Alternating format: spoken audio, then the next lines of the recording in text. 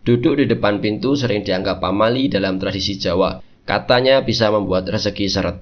Pintu dianggap sebagai jalur keluar masuknya berkah. Jika ada orang yang duduk di situ, maka aliran rezeki dapat terhalang. Karena itu, orang tua dahulu sering melarang anak-anaknya nongkrong di depan pintu. Dalam budaya Sunda, larangan ini sedikit berbeda makna. Duduk di depan pintu dipercaya bisa membuat seseorang sulit mendapatkan jodoh.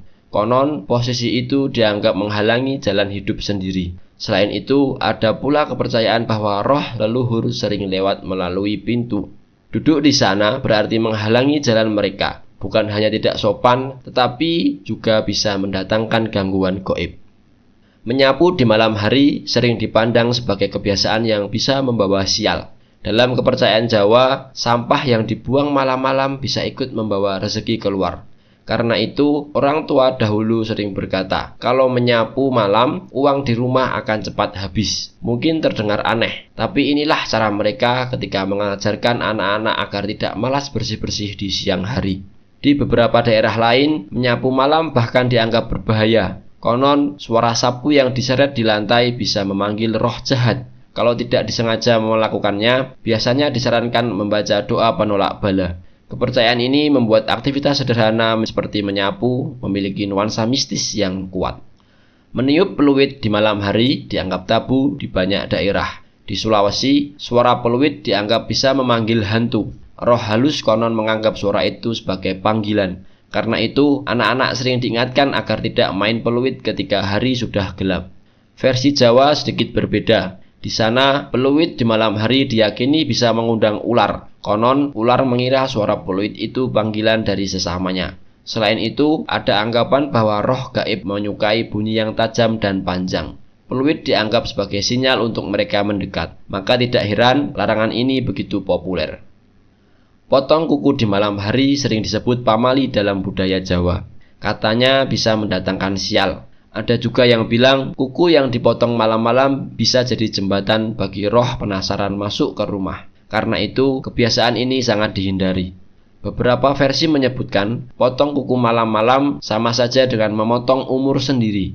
Tentu ini lebih ke simbolik, bukan makna harfiah, pesan yang tersirat. Orang dulu tidak ingin anak-anaknya memotong kuku di tempat gelap. Tanpa penerangan, potong kuku bisa melukai jari. Larangan ini akhirnya dibungkus dengan mitos agar lebih ditaati. Makan di depan pintu dianggap tidak baik dalam banyak tradisi. Orang Jawa percaya bahwa hal ini menghalangi rezeki masuk ke rumah. Pintu rumah sering dilihat sebagai gerbang energi. Jika dipakai untuk makan, jalurnya dianggap tertutup. Ada juga kepercayaan bahwa makan di depan pintu bisa menyebabkan pertengkaran. Rumah jadi tidak harmonis, penghuni di dalam dan tamu dari luar akan merasa tidak nyaman. Bahkan ada anggapan bahwa keberuntungan akan menjauh.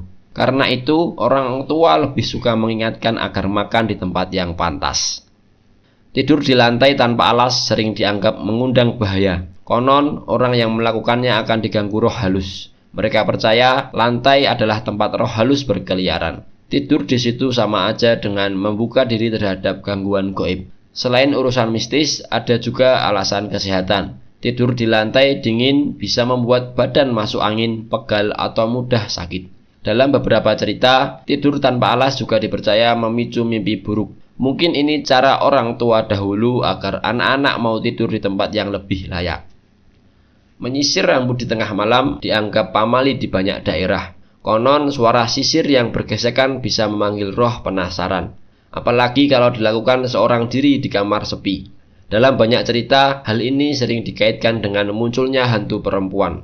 Beberapa kisah bahkan menyebutkan ada orang yang tiba-tiba kerasukan setelah menyisir rambut tengah malam.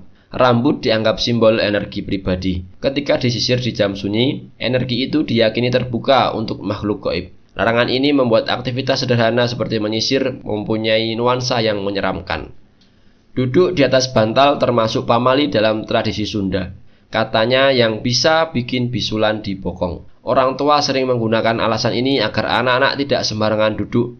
Bantal dianggap benda yang suci karena dipakai untuk kepala. Selain itu, ada kepercayaan bahwa duduk di bantal bisa menindih rezeki. Artinya, keberuntungan seseorang bisa terhambat. Mungkin ini simbol bahwa bantal adalah tempat untuk istirahat, bukan tempat bersikap sembarangan. Duduk di bantal juga dianggap tidak sopan.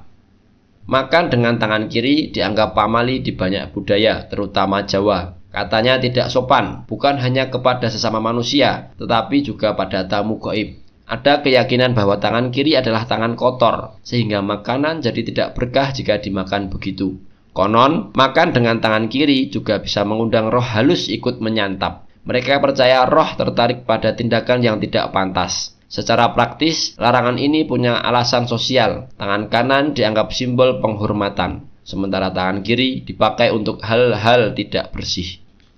Tidur menelungkup dianggap pamali di banyak daerah. Posisi ini dipercaya bisa membuat arwah penasaran menindih seseorang. Istilahnya, tidur seperti itu bisa mengundang ketindihan atau gangguan makhluk halus. Karena itu, orang tua dulu sering mengingatkan agar tidur miring atau telentang saja.